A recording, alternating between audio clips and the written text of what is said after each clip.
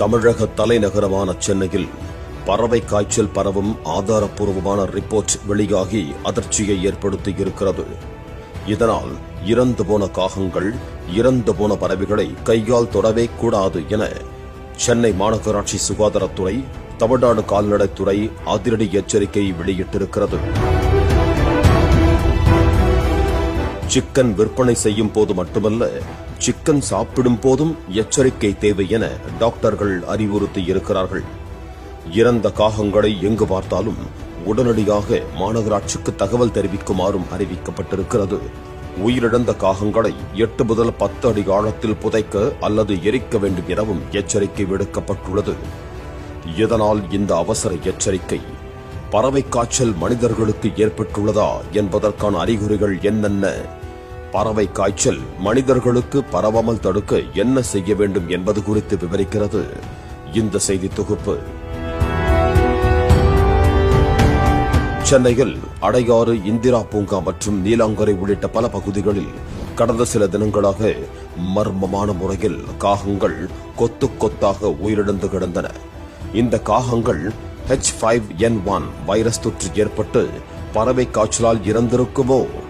அப்படி இறந்திருந்தால் பறவை மூலம் மனிதர்களுக்கும் தொற்றுவிடுமே என பொதுமக்கள் அச்சம் அடைந்தனர்.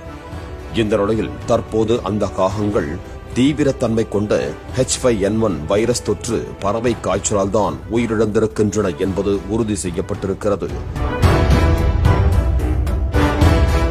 குறிப்பாக விலங்குகளுக்கு இதுபோன்ற தொற்று நோய்கள் ஏற்பட்டுள்ளதா என்பதை அறிந்து கொள்ள மத்திய பிரதேசத்தின் தலைநகரமான போபாலில் உள்ள ஆய்வகத்திற்கு அனுப்பி பரிசோதனைகள் செய்யப்படும். எனவே சென்னை அடையாறு, நீலாங்கரை பகுதிகளில் மர்மமான முறையில் செத்து விழுந்த காகங்களின் மாதிரிகள் சேகரிக்கப்பட்டு ஜனவரி மாதம் ஆய்வுக்காக போபாலுக்கு கொண்டு செல்லப்பட்டன.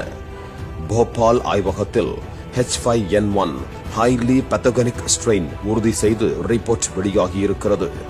அதாவது தீவிரத்தன்மை கொண்ட பறவை காய்ச்சலுக்கு சுருக்கமாக அந்த நோயின் பெயர் ஆங்கிலத்தில் H5N1 ஹைலி பேத்தோஜெனிக் ஸ்ட்ரெயின் என்று குறிப்பிடப்படுகிறது. இதனைத் தொடர்ந்து பறவை காய்ச்சல் பரவாமல் தடுக்க மத்திய அரசும் தமிழ்நாடு அரசுக்கு கடிதம் அனுப்பியுள்ளது. இந்த நிலையில் பறவைகள் இறந்த பகுதிகளில் முழுமையான கிருமி நாசினி தெளிக்க வேண்டும், இறந்த பறவைகளை கையால் தொடக்கூடாது, இறந்த பறவைகளை 8 அடியிலிருந்து 10 அடி ஆழத்திற்கு புதைக்க வேண்டும் உள்ளிட்ட பல்வேறு பாதுகாப்பு நடவடிக்கைகள் எடுத்து வருகிறது தமிழ்நாடு அரசு. இந்த நிலையில் மனிதர்களுக்கு பறவை காய்ச்சல் பரவினால் என்னென்ன அறிகுறிகள் ஏற்படும் என்பது குறித்த தகவல்களும் வெளியாகியுள்ளன. தொற்றுநோய் துறை டாக்டர் அபிநயா இதுகுறித்து கூறும்போது, பறவை காய்ச்சல் தொற்றிய பறவைகளின் எச்சம் வேக வைக்கப்படாத இறைச்சிகள் மூலமாக தொற்றலாம். காய்ச்சல், தொண்டை வலி, இருமல், ஃப்ளூ காய்ச்சல் போன்ற அறிகுறிகள் இருக்கும். நோய் எதிர்ப்பு சக்தி குறைவாக இருக்கிறவர்கள், இணை நோய் உள்ளவர்கள், 60 வயதுக்கு மேற்பட்டவர்களுக்கு மூச்சு திணறல், நிமோனியா காய்ச்சல் போன்றும் வரலாம் என எச்சரிக்கிறார். பறவை காய்ச்சல் மனிதர்களுக்கும் வரலாம். மனிதர்களுக்கு எப்படி வரும்னு பார்த்தோம்னா, பாதிக்கப்பட்ட பறவைகளோட எச்சம், அதோட ராவான இறைச்சி அதெல்லாம் கையாள்றது மூலமா வரலாம். இதோட அறிகுறிகள் என்னன்னு பார்த்தோம்னா, காய்ச்சல், தொண்டை வலி, இருமல், இத மாதிரி காமன் ஃப்ளூ காய்ச்சல் மாதிரி வரும்.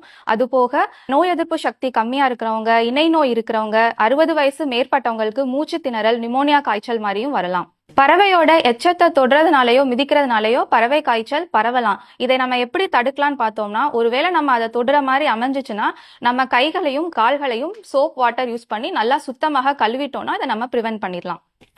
எப்ப நம்ம மருத்துவமனைக்கு உடனே போகணும்னு பாத்தீங்கன்னா, காய்ச்சல் 2 to 3 days ஃபீவர் இருந்து செட்டில் ஆகாம கண்டினியூஸ் ஆயிட்டே இருக்குன்னா மருத்துவமனைக்கு கண்டிப்பா போகணும். அது போக மூச்சு திணறல் ஏற்பட்டாலும் கண்டிப்பா மருத்துவரை அணுக வேண்டும். பறவையின் எச்சம், அதாவது கழிவுகளை தொடுவது மூலமோ தெரியாமல் மிதித்து விடுவதன் மூலமாக கூட பறவை காய்ச்சல் பரவலாம். பறவைகளோடு நேரடி தொடர்பு உள்ளவர்கள், குறிப்பாக கோழிப்பண்ணை வைத்திருப்பவர்களுக்கு அந்த பறவைகள் மூலம் பரவலாம். ஒருவேளை பறவைகளின் கழிவுகளையோ இறைச்சிகளையோ தொட்டுவிட்டால் சோப்பு தண்ணீர் வைத்து நன்றாக கழுவிவிட வேண்டும் எனவும் டாக்டர் அபிநயா எச்சரிக்கிறார். இதேபோல 3 நாட்களுக்கு மேல் காய்ச்சல் தொடர்ந்தால் அருகில் உள்ள அரசு ஆரம்ப சுகாதார நிலையங்கள், அரசு மருத்துவமனைகள் மற்றும் குடும்ப மருத்துவர்களிடம் சென்று மருத்துவ ஆலோசனை பெற வேண்டும் எனவும் கூறப்படுகிறது. மேலும் கோழிகள், வாத்துகள் உள்ளிட்ட பறவைகள் மற்றும் விலங்குகள் மூலமாகவும் இந்த பறவை காய்ச்சல் தொற்றும். எனவே கோழி உள்ளிட்ட இறைச்சிகளை முறையாக வேக வைக்காமல் சாப்பிட்டாலும் பறவை காய்ச்சல் தொற்றும் என்று எச்சரிக்கிறார் தொற்று நோய் நிபுணர் டாக்டர் சுரேந்திரன். மேலும் அவர் கூறும்போது மூச்சுக்குழாய், கண், வாய் மூலமாக இந்த கிருமிகள் பரவும். எனவே கோழி இறைச்சி விற்பனையில் ஈடுபடுவோர் முறையான முன்னெச்சரிக்கையோடு விற்பனை செய்ய வேண்டும் எனவும் சுட்டிக்காட்டுகிறார். பறவை காய்ச்சல் அப்படின்றது ஒரு வகையான இன்ஃப்ளூயன்சா வைரஸ். இதை ஏவியன் இன்ஃப்ளூயன்சான்னு சொல்லுவோம். பர்டிகுலர்லி H5N1 அப்படின்ற வகையை சேர்ந்த இன்ஃப்ளூயன்சா வைரஸ். இந்த வைரஸ் பொதுவாக பார்த்தோம் அப்படின்னா கால்நடைகள் அஃபெக்ட் பண்ணலாம், பவுல்ட்ரி பறவைகள் அஃபெக்ட் பண்ணலாம், கோழி பண்ணைகள் அஃபெக்ட் பண்ணலாம், அது மட்டும் இல்லாமல் வாத்துகள் கூட அஃபெக்ட் பண்ணலாம். ஸோ இது மாதிரியான பறவைகள் மற்றும் விலங்குகள் இந்த வைரஸ் கண்டறியப்படுது. இந்த வைரஸ் பொதுவாகவே இந்தியாவை சுற்றி பல நாடுகளில், சவுத் ஈஸ்ட் ஏஷியன் கண்ட்ரீஸில் கண்டறிஞ்சிருக்காங்க. இந்தியாவில் அப்பப்போ பேர்ட்ஸில் இந்த வைரஸ் ரிப்போர்ட் பண்ணுறாங்க. ஸோ எப்போ இந்த வைரஸ் சஸ்பெக்ட் பண்ணுறாங்கன்னா, எங்கேயாவது பேர்ட்ஸோட டெத் ரொம்ப அதிகமாக இருக்குது, மர்மமான முறையில் இருக்குது, கூட்டமாக பறவைகள் இறந்துருக்கு, நோய்வாய்ப்பட்டிருக்கு அப்படின்னா இந்த வைரஸ்க்கான டெஸ்ட் கண்டிப்பாக பண்ணணும்.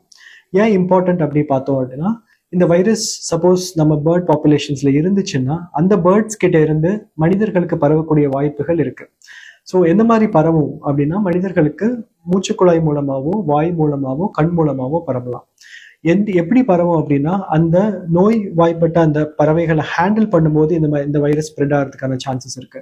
ஸோ அதனால தான் அதை ஹேண்டில் பண்ணும்போது எப்பயுமே ஐதர் டிசீஸ்டு பேர்ட்ஸாக இருக்கட்டும், இல்லை இறந்து போன பறவைகளாக இருக்கட்டும், அதை வெறும் கையில் ஹேண்டில் பண்ணக்கூடாது. அதை ஹேண்டில் பண்ணும்போது ப்ராப்பரான ப்ரிகாஷன்ஸ் எடுத்துக்கணும். அதை ஹேண்டில் பண்ணக்கூடிய துப்புரவு பணியாளராக இருக்கலாம், இல்லாட்டி அந்த கோழி பண்ணையில் வேலை செய்கிறவங்களா இருக்கலாம், இல்லை நம்ம மார்க்கெட்டில் அந்த கோழிகளை கோழி விற்பனை கடைகள் இருக்கிற பீப்புளாக இருக்கலாம். அவங்க ப்ராப்பர் ப்ரிகாஷன்ஸ் எடுத்துக்கணும். ஸோ க்ளவுஸ் போடுறது, மாஸ்க் போடுறதுன்றது பேசிக் ப்ரிகாஷன்ஸ், அது ஃபாலோ பண்ணாலே போதும். ஸோ அது மட்டும் இல்லாமல் இந்த பறவைகளோட மாமிசத்தை நம்ம ப்ராப்பராக குக் பண்ணாமல் சாப்பிட்டாலும் இதனுடைய வைரஸ் ஸ்ப்ரெட் ஆகிறதுக்கான வாய்ப்பு இருக்குது. அதோட எச்சங்கள்லேருந்து ஸ்ப்ரெட் ஆகிறதுக்கான வாய்ப்பு இருக்குது.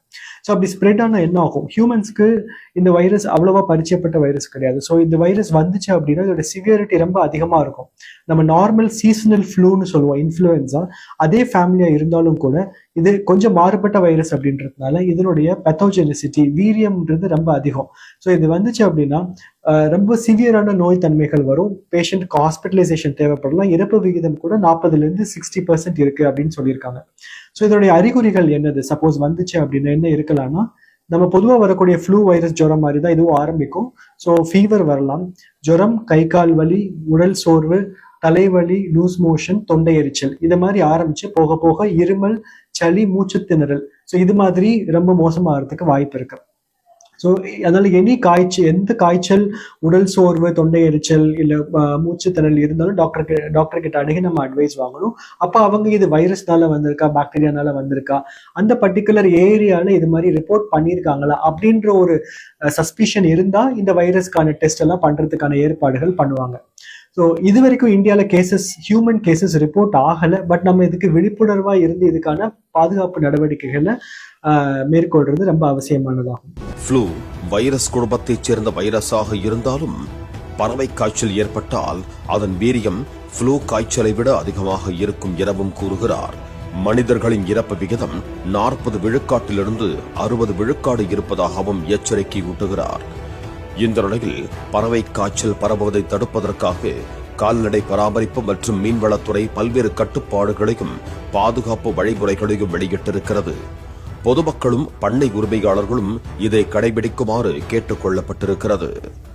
பறவை காய்ச்சல் அறிகுறிகள் மற்றும் தடுப்பு முறைகள் குறித்து பொதுமக்கள் போதிய விழிப்புணர்வுடன் இருக்க வேண்டும். இறந்த பறவைகளை வெறும் கையால் தொடக்கூடாது. கையாளுவதற்கு முன் கையுறைகளை அணிய வேண்டும். பின்னர் கைகளை சோப்பு போட்டு நன்கு கழுவ வேண்டும். காகங்கள் அல்லது காட்டுப் பறவைகள் மர்மமான முறையில் இறந்தால் உடனடியாக அருகில் உள்ள கால்நடை மருத்துவர்களுக்கு தகவல் தெரிவிக்க வேண்டும் என்று அறிவுறுத்தப்பட்டிருக்கிறது. பறவை பண்ணைகளுக்கான பாதுகாப்பு முறைகளும் அறிவுறுத்தப்பட்டிருக்கின்றன. பண்ணை நுழைவு வாயில்களில் கிருமி நாசினி கால் குளியல் அமைக்கப்பட வேண்டும். உபகரணங்களை முறையாக சுத்தம் செய்ய வேண்டும். பண்ணைக்குள் வெளிநபர்கள் மற்றும் வெளிப்பறவைகள் நுழைவதை தவிர்க்க வேண்டும். ஒரு பண்ணையில் இருந்து மற்றொரு பண்ணைக்கு பணியாளர்கள் அடிக்கடி செல்வதை தவிர்க்க வேண்டும். வெவ்வேறு வயதுடைய பறவைகளை ஒரே இடத்தில் வளர்ப்பதை தவிர்க்க வேண்டும். தீவனம் மற்றும் தண்ணீரை அவ்வப்போது பரிசோதனை செய்ய வேண்டும். இறந்த பறவைகளை ஆழமாக புதைக்க வேண்டும் அல்லது எரிக்க வேண்டும். இறைச்சி கழிவுகளை திறந்த வெளியில் கொட்டக்கூடாது.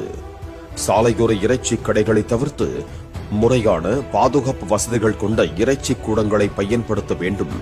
அங்கு தினசரி கிருமி நாசினி தெளிப்பது அவசியம். மாநில அல்லது சர்வதேச எல்லைகளில் பறவைகள் மற்றும் பறவை சார்ந்த பொருட்கள் கொண்டு செல்வதை கண்காணிக்க வேண்டும்.